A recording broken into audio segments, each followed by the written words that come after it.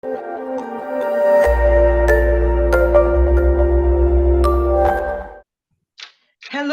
and welcome to JTV YouTube Live Shorts.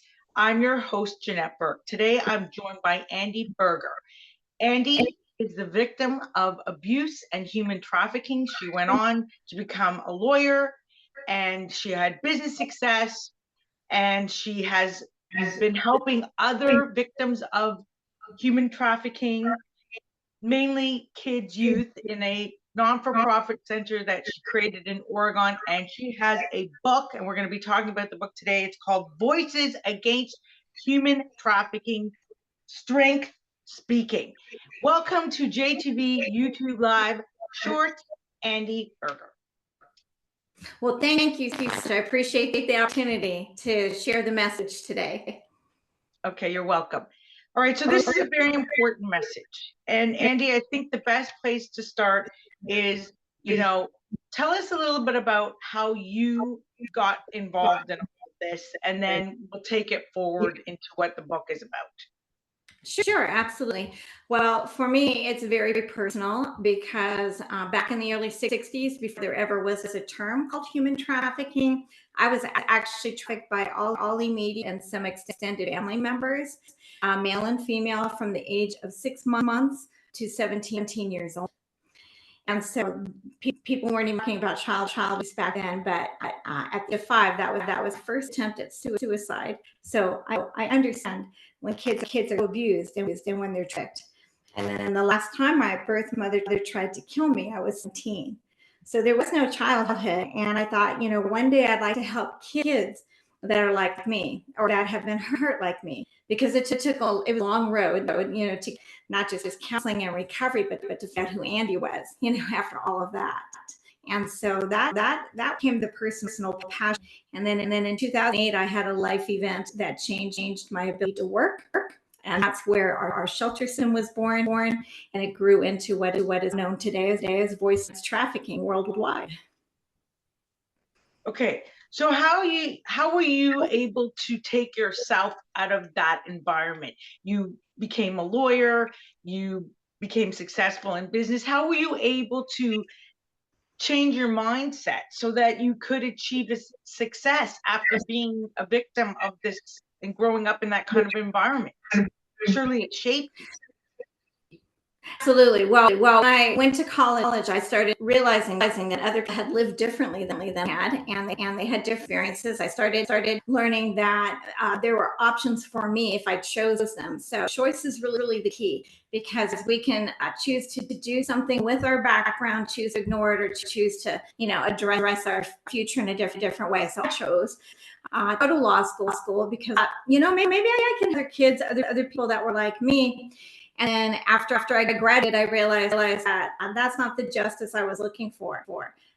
I proceeded, had an unfortunate abusive marriage, got divorced, and then in between that time, I was growing. I was doing counseling. I was figuring out that I could choose who I wanted to be, and I could also choose how to help others find that path too. So it really was about moving forward and not find the lies that it likes to tell you. And then eventually that became, when I married my husband, the foundation for our shelter system.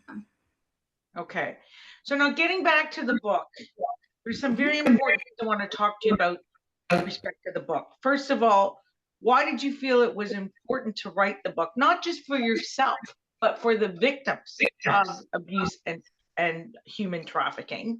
And also, in the course of writing the book, you took it upon yourself to make sure that the book was presented from different viewpoints. You have included not only the survivors, which obviously that's very important from their perspective, but also the perspective of journalists, the perspective of police, law enforcement, all these different angles. So why did you do that? I guess it's a two-part question. We can start with why you felt that, you wanted to write the book for yourself and the survivors, but also the second part, because that's what makes it unique.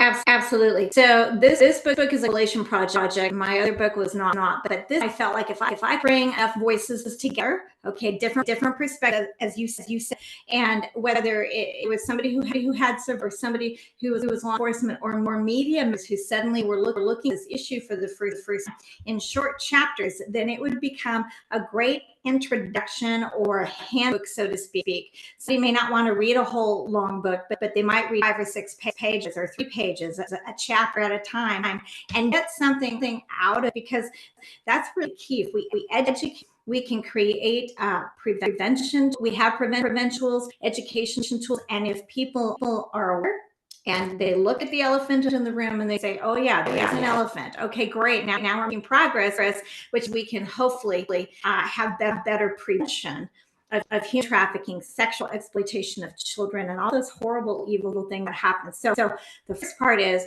I felt like we needed more voices collectively to be strong in this fight against 21st century slavery. So this is strength, many voices speaking as one. The subtitle is why I did it.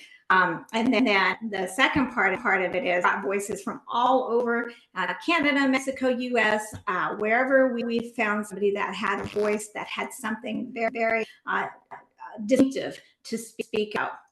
Whether it was an aha moment by a mom who traveled the world and had an experience, somebody on an airplane that actually noticed something but didn't know how to report it. So those are not just educational, but they're conversation starters. Uh-huh. Okay, so you've answered sort of part 1. Can I get a little bit more for part 2, please? And then we'll move on. Okay, and I'm sorry, there's so much to speak about. Part 2 again was about the people that contributed. Yes. Okay, thank you. Okay, so the contributors all have some expertise or knowledge about the situation, and because again we wanted to have a world voice, a collective voice, we needed the diversity. So whether it was law enforcement you mentioned before, or somebody that had a very tangible experience with trafficking exploitation, and one of the contributors in that book, his daughter was in the process of being abducted, and yet somehow broke free, but her friend was so lucky, and what happened. So getting that information from the ground up, I felt was most important, because not everyone in America or around the world believes that trafficking exists, or they think it's only in the movies, what they see in the movies. And great exposure, but it's not always the reality. So that's why we needed all the different voices.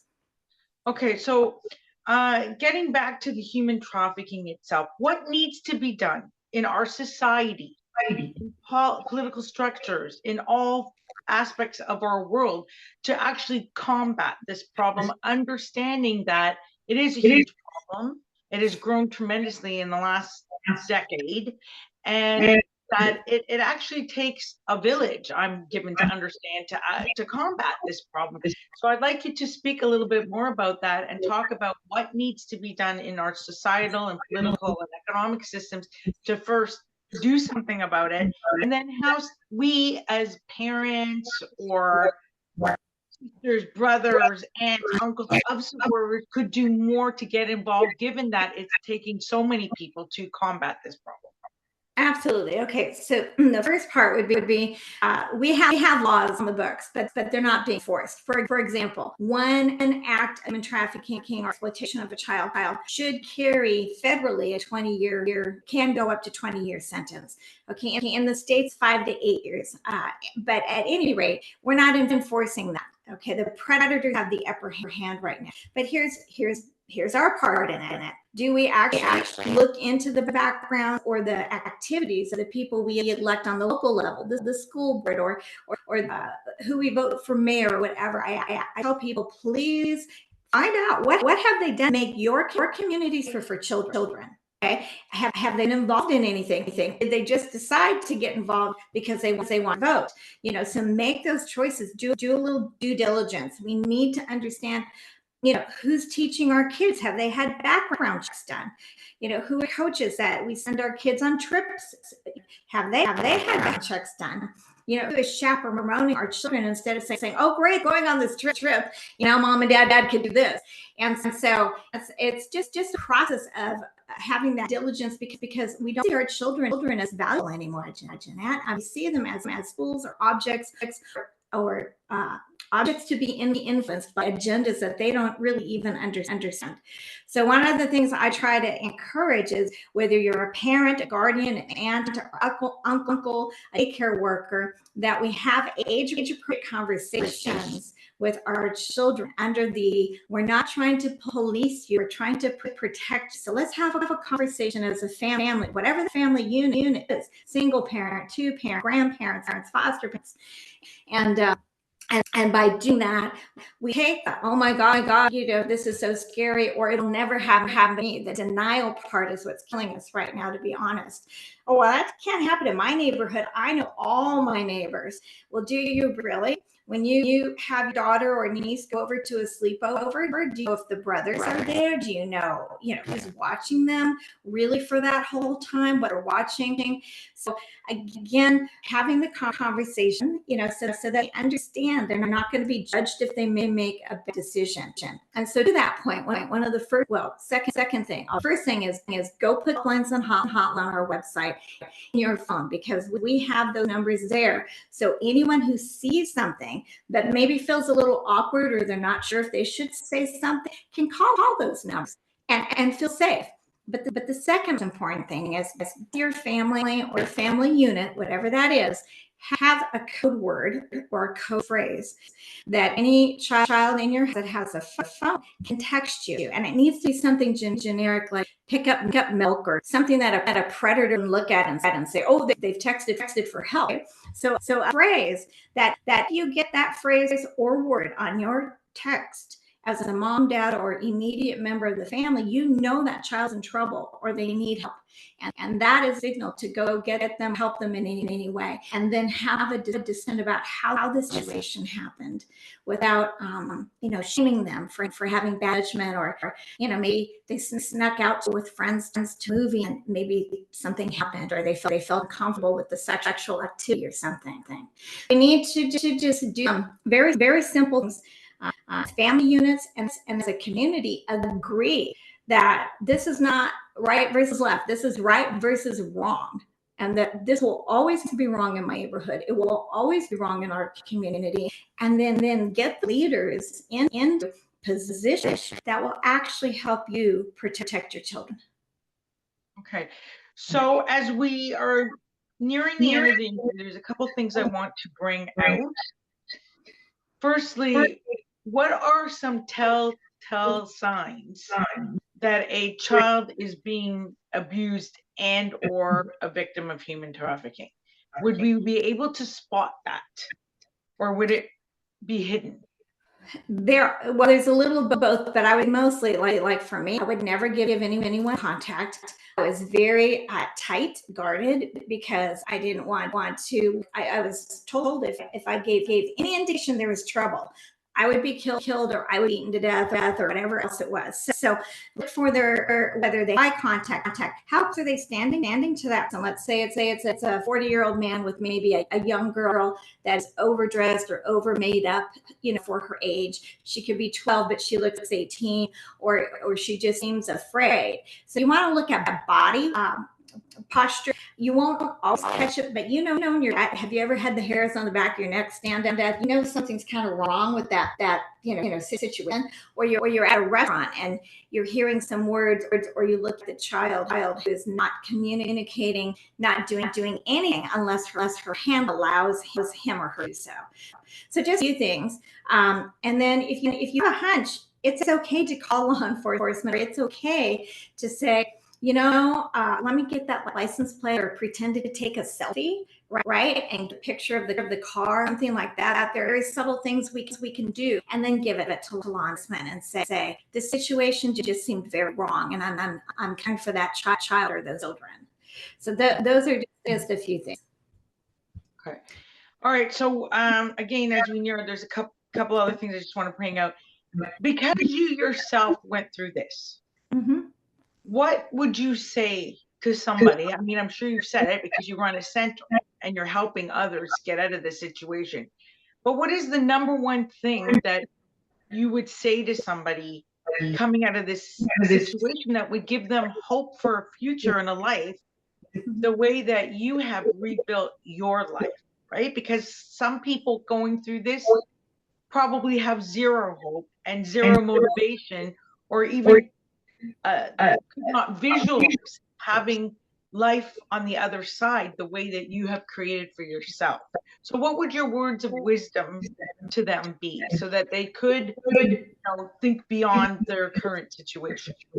Absolutely. First of all, I would say it is not your fault.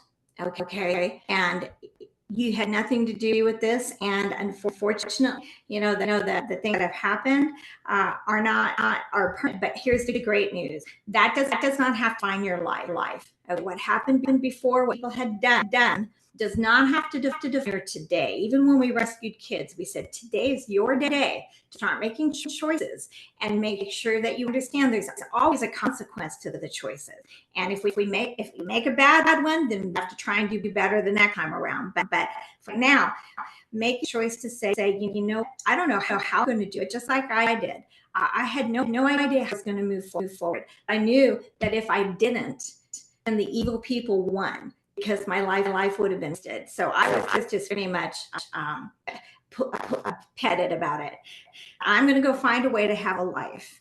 And as I did that, as I got more confidence in business, I got affirmation at school. I helped others along the process, which is just a huge thing to do. Go help somebody, carry somebody's groceries, go do something for someone else, because that is a different fulfillment of your soul. That doesn't come through business or other things. But move forward, keep keeping. Don't buy the lies, because you do have a future hope. I'm 6 decades into my life, and I'm just getting started. Okay, and please pursue some kind of counseling. Find someone you trust that maybe you can talk to, who will just listen to you, if nothing else. Because sometimes we just need to say it. Sometimes we need to speak it. And you're not damaged good. You have a future hope. You just haven't found it yet, but it is there if you're willing to do the work. Mm-hmm. Okay, so now we need to mention the book, where we can go to get it. Please hold it up and tell me where we can go get it. I know it's available on Amazon, but if you can just give me your website address. The rest of the links will be included in the show notes. If people are not getting everything now, don't worry about it, but they will be in the show notes. But can you just go ahead and tell us the website that we can go to get more information, or the audience can? Absolutely. Voices Against Trafficking.com. As you said, it's on Amazon, but it's on his website. And so, and 45% proceeds go back to child victims of exploitation trafficking. So this is how we help the victims and survivors that we come in contact with. But Voices Against Trafficking.com. Buy the book there, get those hotline numbers in your phone today. That's something you can do today that will be proactive, and we encourage you to have this. Right. And the 45% goes back to the donation towards helping others. So that's really an important thing to mention as well, is that donation is going to help get kids off the street and get them the help they need to get out of this situation, just by buying the book. So again, we will have the links up. I want to thank you for being with us today. And I want to thank my audience for joining in. This is Janette Burke, your host, signing off for JTV YouTube Live Shorts. We come out every Wednesday with a new episode, typically featuring book authors and some smaller emerging business entrepreneurs, as well as professionals, but predominantly book authors. So we hope that you will tune in every Wednesday and join us again. And all those links will also be in the show notes. So until next time, this is Janette Burke, your host, signing off. Bye for now.